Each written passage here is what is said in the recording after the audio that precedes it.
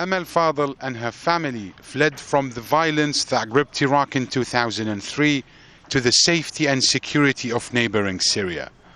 She registered with the United Nations Refugee Agency and had been waiting for resettlement in another country.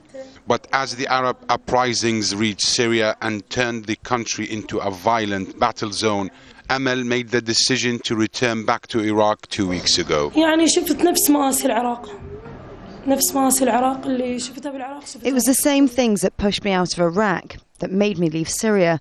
Murder, death, demonstrations and tragedies. I was scared for my life and for my children.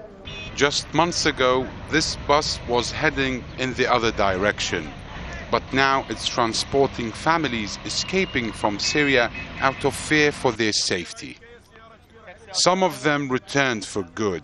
Others are waiting to see what happens next. Their reasons are different, but what they have in common is their agreement on how risky the situation in Syria is. More than 2,000 Iraqi refugees registered with the UNHCR in Syria have returned to Iraq since the Syrian uprising started in February and March. They fled the violence and the unrest. What most of them left behind is their dream of a better future.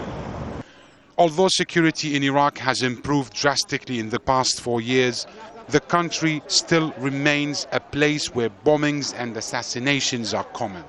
According to the Iraqi Ministry of Interior, more than 1,700 Iraqi security forces and civilians have been killed in the last 6 months.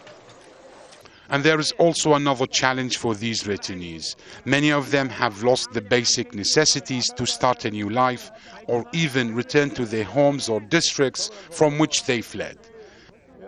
Amal and her 2 children are now living with her family in 1-bedroom house. Now divorced with no income, the UNHCR gave her mattresses, blankets and a heater. Her resettlement process with the refugee agency has stopped unless she goes back to Syria. Her only hope, she says, that God will help Iraq and Syria.